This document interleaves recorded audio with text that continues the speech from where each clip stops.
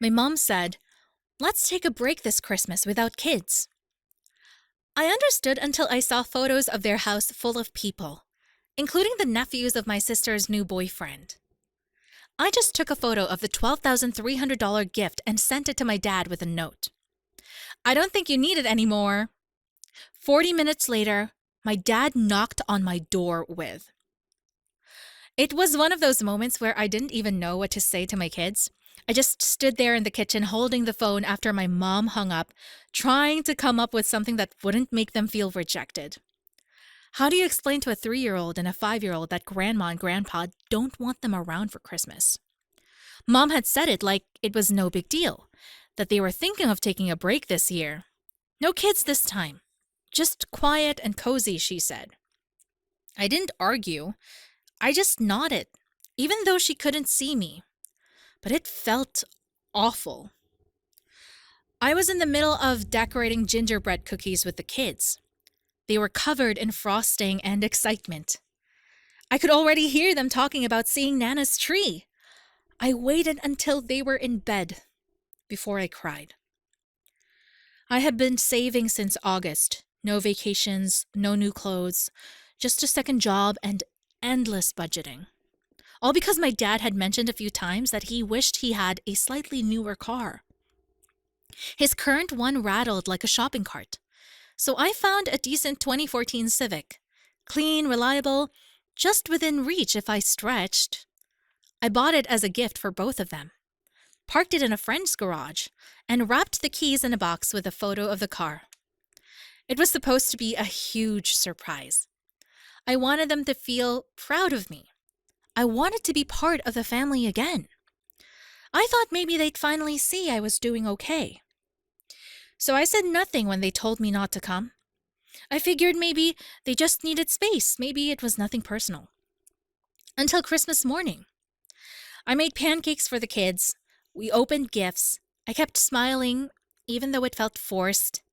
Then, just after noon, I opened Facebook. And there was my parents' living room, full. My dad in a Santa hat, my mom laughing near the tree, my sister with her new boyfriend Sean, and 2 teenagers I don't recognize. Later, I found out they were Sean's nephews. So not even family, but they were invited. I looked at the photo for a long time. Zoomed in.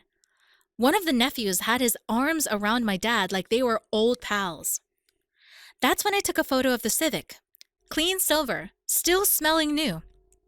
I texted it to my dad with one line. "I don't think you need it anymore." 40 minutes later, someone was banging on my door. I waited. Let the knocks come and go for a full minute while I cleaned up the kids' toys from under the tree. My hands were shaking. Not from nerves, just something else. Something cold and sharp. When I finally opened the door, I saw exactly what I expected. My dad stood there, red in the face, not from the cold. Next to him was Sean, my sister's new boyfriend, the one I barely knew, the one whose nephews were apparently more welcome at Christmas than my own children. My dad didn't waste time. He said if the car was really meant for him, he wanted to give it to Katie and Sean. That they were talking about starting a family, that it would help them get on their feet. He said it so confidently, like I just nod and hand over the keys. Like I hadn't spent 6 months scraping together every extra dollar to buy that Civic. Like I hadn't stood in the dealership parking lot crying after signing the papers. I didn't answer at first. I just stared at both of them. Sean wouldn't even make eye contact. My dad kept talking, saying this was the kind of gift that should bring people together, and that I was being selfish by pulling it back just because of a misunderstanding. A misunderstanding? I asked him if he understood what it felt like to have to lie to my own kids, to tell them Grandma and Grandpa were too tired for Christmas this year, only to see strangers sitting in our spots in their living room. My 5-year-old made a card for them. My 3-year-old kept asking if Nana would have hot cocoa. I had to fake a smile and tell them we'd make our own holiday alone. Then I turned to Sean. asked him if he thought it was normal to show up with two random teenagers to someone else's family Christmas, knowing full well the daughter and grandkids had been uninvited. He opened his mouth like he might say something, then just looked at the ground. My dad snapped that I was being dramatic, that the car wasn't about me, it was about doing something good for the family, that if I wanted to make a difference, this was how I could do it. I asked him, what family? The one that forgot we existed? The one that couldn't even fake interest in my kids' birthdays but had room for Sean's nephews? He didn't like that. He said, fine, let's just see the car. Maybe they could talk me into changing my mind once I'd calmed down. I said, maybe. Told them I'd think about it. Let them hang in that hope for half a breath. Then I said, no. I told them the gift wasn't theirs anymore, that I didn't owe them anything, that they needed to leave. No. They both stood there like they couldn't believe it, like I was supposed to be the quiet one, the easy one. Then I closed the door. The knocking came back almost immediately, louder this time.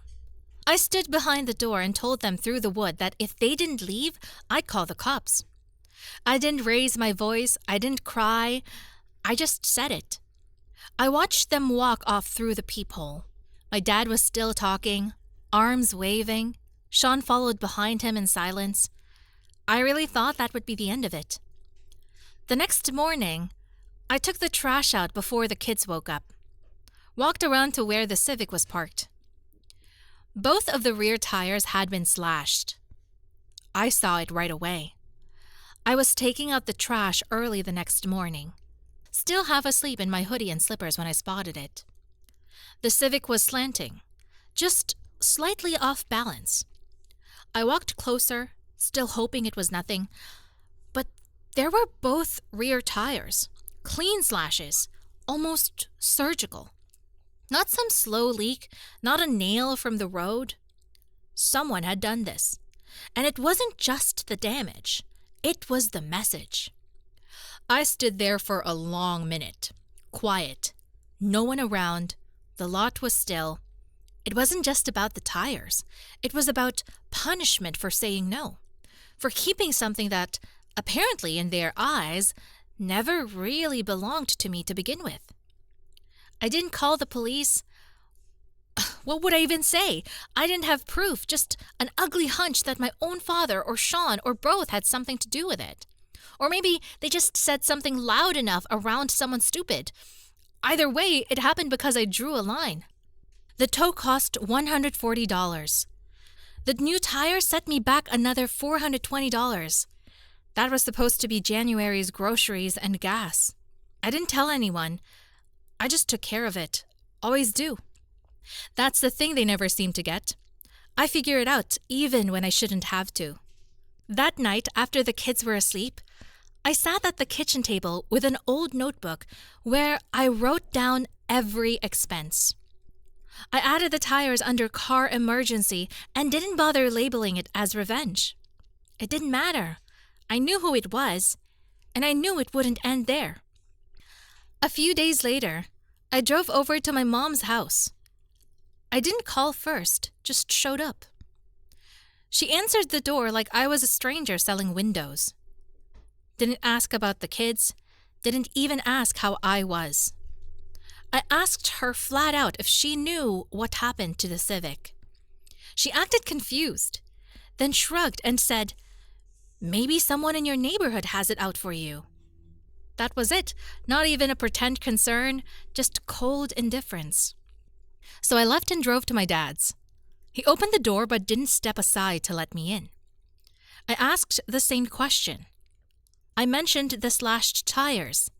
He gave that tight, smirking shrug he does when he wants to look innocent without saying a word. Then he said, "Maybe this whole car thing wasn't such a good idea after all," and laughed. That laugh went through me like a blade.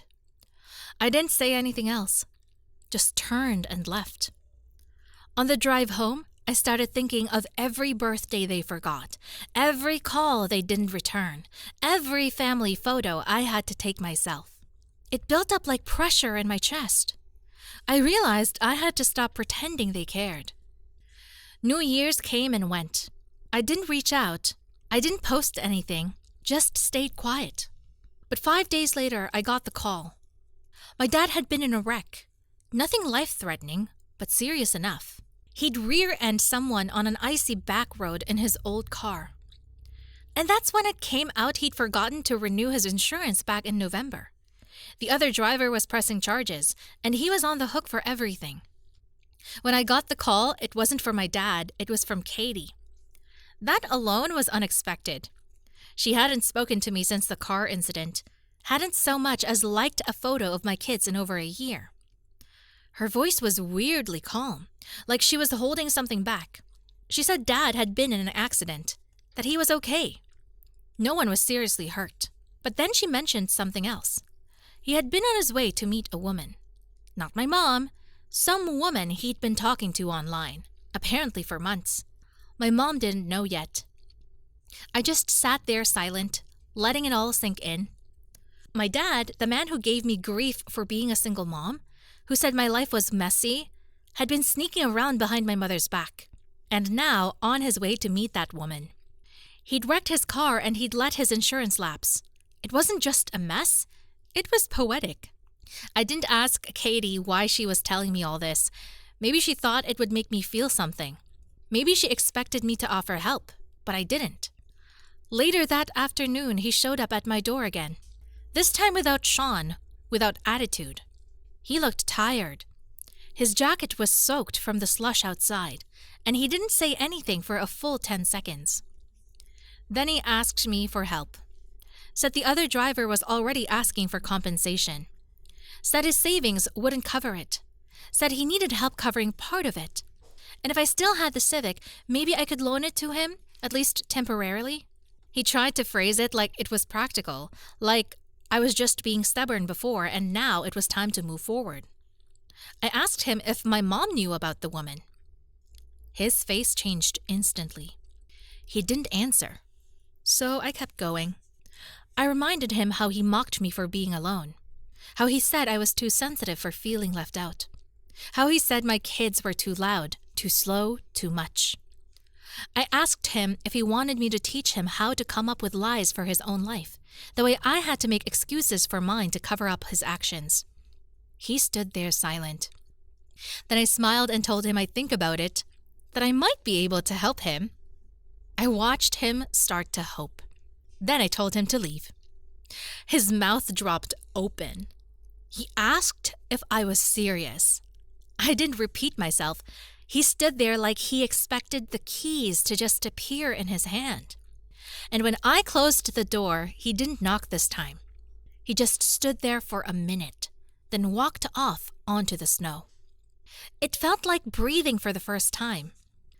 The decision to stop paying for Katie's beauty course came to me like a switch flipping. No hesitation, no guilt, just clarity. I opened our last transaction thread and sent her one short message. You'll need to handle next month's payment yourself. She saw it immediately. Red receipt popped up within seconds. No reply for about 2 hours. Then the call came in. I ignored it. She called again. Then came the text. I thought you supported me. I thought you wanted us to succeed. Not me, meeting her and Sean. Maybe his nephews too, for all I knew. That one word made it clear. She wasn't just taking from me anymore. She felt entitled to it, like I owed her the same way I apparently owed my dad that car. I didn't answer. I just left her on read. The next day, my mom called. I was halfway through folding laundry. I let it ring. She left a voicemail, said she was worried and hoping we could talk this out. I didn't return the call, but she tried again the day after. This time I answered. I needed to hear it to make sure I wasn't imagining the whole thing. She got to the point faster than I expected. First, she asked if I had spoken to Dad. I said no. She paused, then asked if I had any idea who the woman was. That's when it hit me. He hadn't come clean to her. She'd found something and was looking for confirmation. I didn't give it. She switched gears quickly. asked if I really wasn't helping them with the car issue, that my dad was stressed and the whole thing had spiraled, that this wasn't the time to hold grudges. I told her I don't think of it as a grudge. I thought of it as finally understanding where I stood. I reminded her how she told me to keep the kids home this Christmas, how there were strangers in their place, how no one asked how they felt about it. Then I asked her when the last time was that she even spoke to my kids.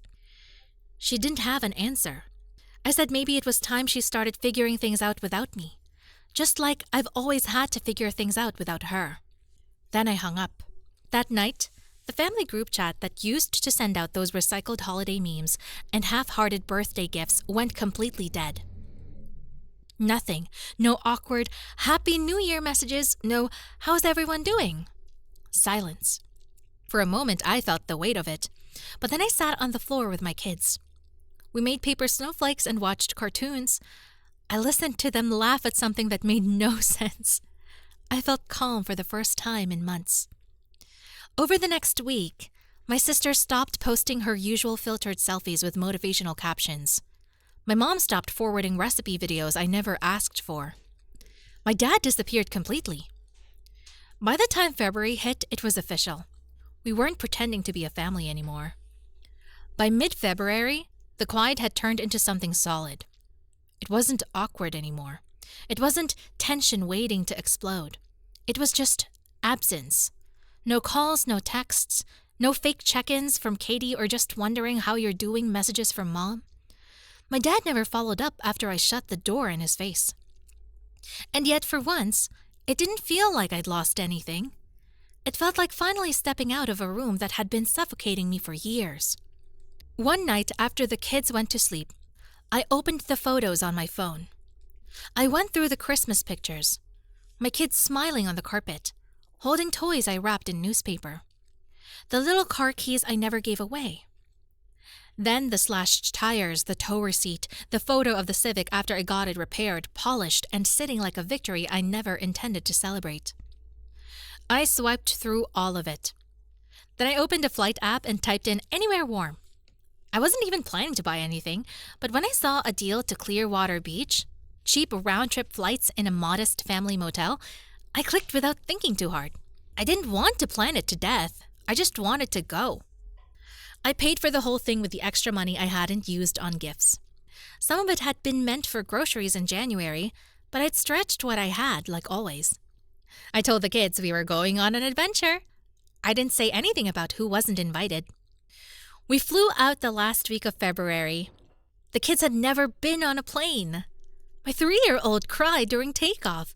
My 5-year-old fell asleep as soon as we were in the air. We landed to 72 degrees weather and palm trees and the sound of gulls that didn't care who I had or hadn't spoken to. The motel was cheap but clean.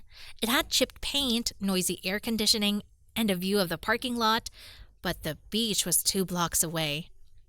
The kids ran straight to the sand like they knew they were allowed to be happy here. Every day we collected shells. Every night we watched something funny on TV while sharing microwave popcorn. On the second night, I finally posted a photo. Not for them, for me. The kids' faces lit by sun and sea air, holding up a lopsided sandcastle. No hashtags, no explanation. I knew they saw it.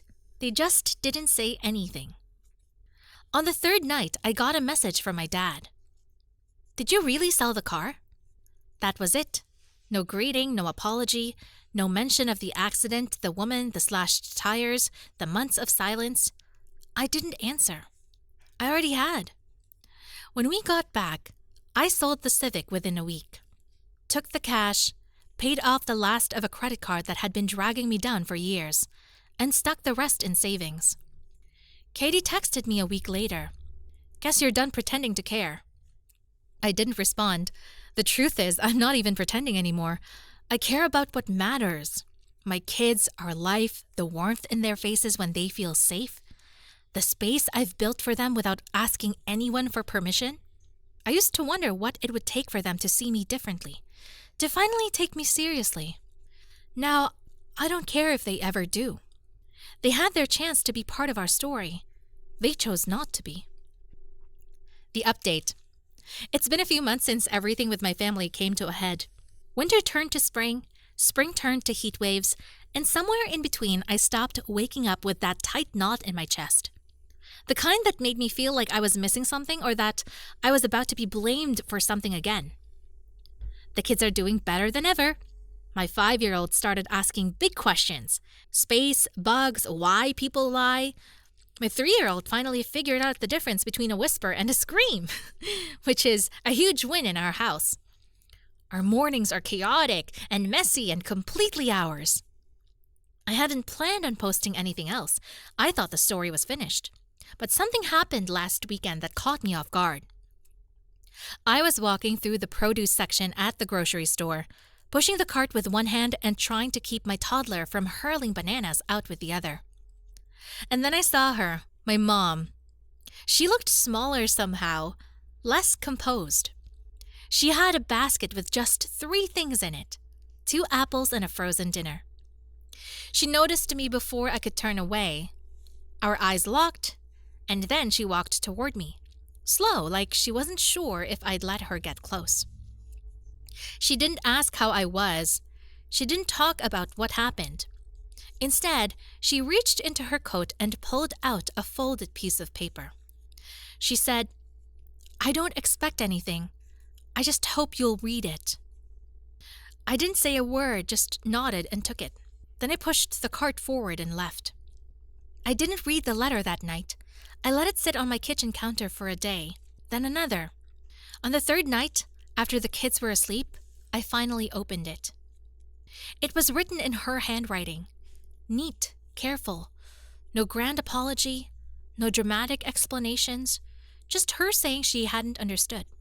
That she thought I didn't need them, that she assumed my strength meant I was fine. She said she regretted how things unfolded, but understood why I walked away. She didn't ask me to fix anything. She just said she missed me and the kids. It shook me more than I wanted to admit. I haven't answered. I don't know if I ever will. Maybe someday. But right now, I'm still having to protect what I've built. Peace, the space, the safety my kids and I finally have. I also got a message from Katie. It was vague and weird. Just a photo of a makeup kit with a caption, "Back at it again." No context, no actual words. I didn't respond. I'm not ready to pretend everything is fine. I don't think I ever will be. Right now, I'm focusing on us. I finally booked the pediatric speech therapist I've been putting off forever. I found a side gig I can do from home at night. I'm planning a road trip for the fall. Just the 3 of us. And I'm still not sure what comes next. Maybe there won't be another update after this. Maybe life will just keep unfolding quietly like it always should have. But to everyone who's reading this far, who messaged, who silently rooted for me, thank you. You helped me feel seen at a time I was convinced I was invisible. Whatever happens next, we're okay. We really are.